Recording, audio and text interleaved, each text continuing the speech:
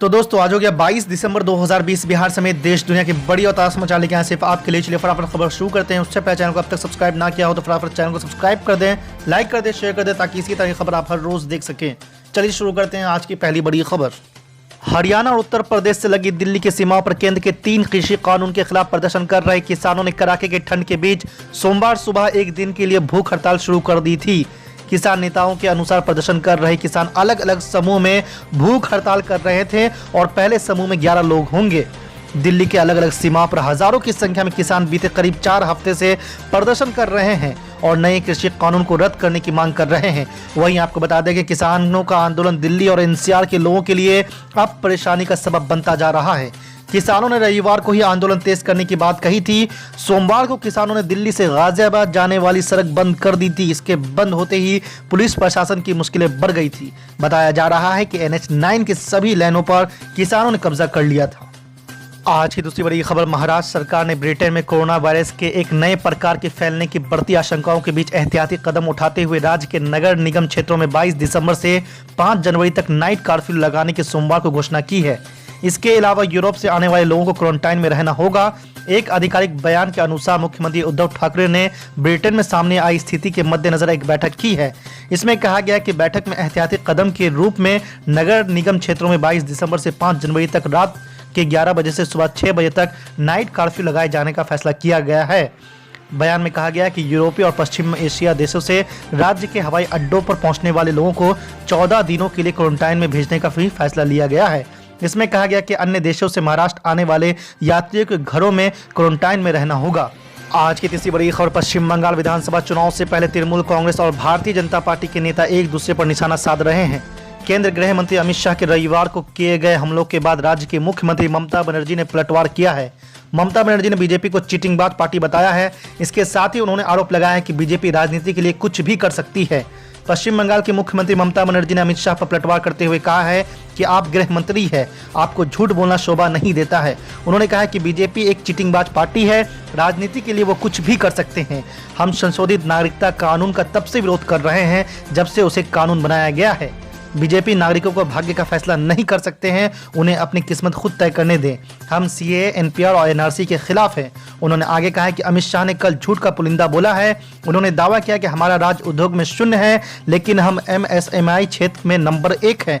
उन्होंने दावा किया है कि हम ग्रामीण सड़कों का निर्माण नहीं कर सकते हैं लेकिन हम उसमें नंबर 1 है। ये जानकारी भारत सरकार की है। आपको बता दें कि पश्चिम बंगाल के 2 दिनों के दौरे के अंतिम दिन केंद्रीय गृह मंत्री अमित शाह ने रविवार को कहा था कि संशोधित नागरिकता कानून के सिर्फ नियम बनाना बाकी है। उन्होंने बताया था कि कोरोना वायरस की वैक्सीन बन जाने के बाद सरकार आगे विचार करेगी। आज की चौथी बड़ी खबर। राजद की समीक्षा बैठक में तेजस्वी यादव ने स्पष्ट कर दिया है कि चुनाव में सामने के दुश्मन से नहीं बल्कि आस्तीन के सांप से हारे हैं। उन्होंने हार का कारण भीतरघात बताया है। बैठक में आए पार्टी नेताओं को यह स्पष्ट कह दिया है कि माइंड क्लियर करिए, जिन्हें चुनाव लड़ना है वो पार्टी पदाधिकारी ना बने। हमने सबके बारे में रिपोर्ट तैयार कर ली है। लालू जी के सामने हमने सभी का रिपोर्ट रख दी है। तेजस्वी यादव ने कहा कि लालू जी ने मुझे पूरी छूट दी है कि जो करना है कीजिए। यदि आप सोच रहे हैं कि 2020 का चुनाव खत्म हो गया है तो आप भूल में हैं। हो सकता है 2021 में चुनाव हो जाए। आप तैयार रहिए, कभी भी चुनाव हो सकता है। उन्होंने कहा है कि अब पार्टी परंपरा में बदलाव की जरूरत है। पुरानी परंपरा से पार्टी का भला नहीं होगा। पिछली बार संगठन में हमने फेरबदल की, संगठन में आरक्षण दिया। समीक्षा के बाद भारी फेरबदल की जरूरत है।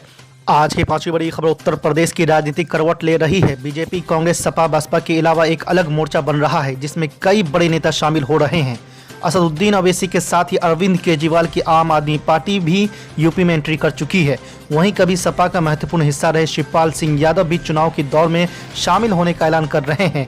ये सभी एक अलग मोर्चे में शामिल होकर एक दूसरे का साथ देने की योजना बना रहे हैं।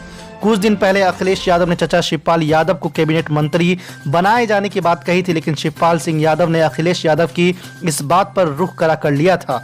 शिवपाल सिंह यादव ने कहा है कि वो खुद चुनाव लड़ेंगे और जीतेंगे भी। आपको बता दें कि प्रगतिशील समाजवादी पार्टी शिवपाल सिंह यादव नए गठबंधन भागीदारी संकल्प मोर्चा में शामिल होंगे। शिवपाल यादव जल्द ही असदुद्दीन ओवैसी से मुलाकात कर सकते हैं जो इस मोर्चे में शामिल है। वहीं आपको बता दें कि इस मोर्चे में कभी योगी सरकार में कैबिनेट मंत्री रहे सोहेल देव भारतीय समाज पार्टी के अध्यक्ष ओम प्रकाश राजभर, असदुद्दीन ओवैसी कभी दिग्गज बसपा रहे बाबू सिंह कुशवाहा की पार्टी भी शामिल होने की संभावना है। इसके साथ ही आम आदमी पार्टी भी इस मोर्चे में शामिल हो सकती है। सलमान सीए में नागरिकता नहीं मिलेगी, बाकी सबको मिल जाएगी। ये नरेंद्र मोदी जी के प्रधानमंत्री रहते हुए और रविशंकर प्रसाद जी के कानून मंत्री रहते हुए हुआ। तो जितना गुनाहगार धर्म के नाम पर भेदभाव करके काला कानून लाने के लिए नरेंद्र मोदी जी हैं, उतना ही जिम्मेदार काला कानून लाकर धर्म के नाम पर भेदभाव करने के लिए जवाहरलाल नेहरू है, कांग्रेस पार्टी है। जितनी भारतीय जनता पार्टी है उतनी कांग्रेस पार्टी है। दोनों कानून को समझिए, दोनों मुसलमानों को परेशानी के समुद्र में धकेल रहे हैं। दोनों मुसलमानों को और एक मुसलमान ईसाई को वहां पर पूरी तरह से अधिकारों से वंचित कर रहे हैं, अलग थलग कर रहे हैं।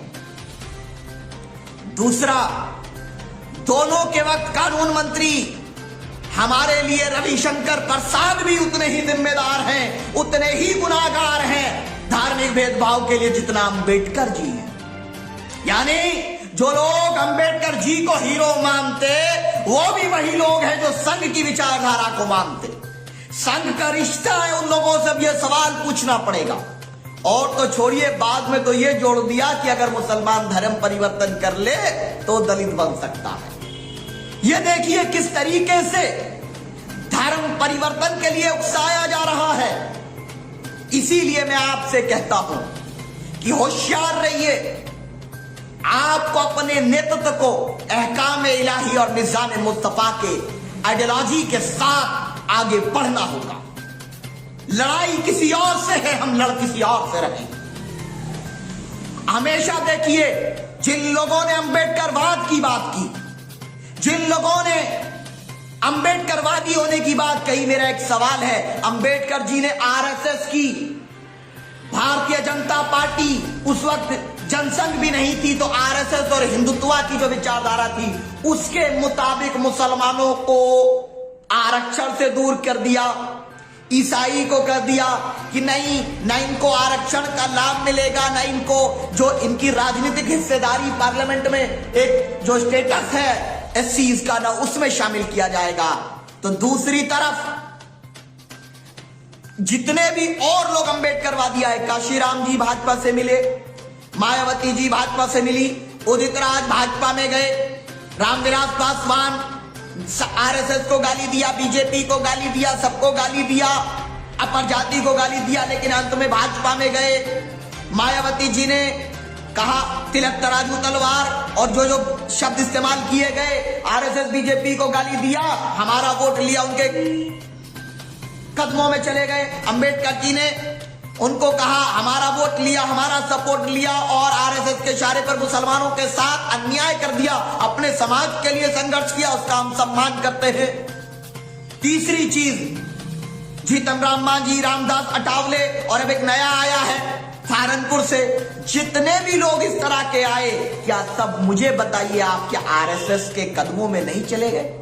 क्या कि कभी किसी मुस्लिम कयादत ने, नेतृत्व ने, क्या कभी भाजपा के साथ अलायंस करके सरकार बनाई? एक उसको छोड़ दीजिए बंगाल को, उसके बाद किसी ने कहीं बनाई हो तो मुझे बताइए, किस पार्टी ने बनाई हो बताइए। कोई हैदराबाद से किसी ने बनाई हो, केरला में किसी ने बनाई हो, आसाम में किसी ने बनाई हो, मुस्लिम मजलिस ने बनाई हो, या पीस पार्टी ने बनाई हो, बताइए।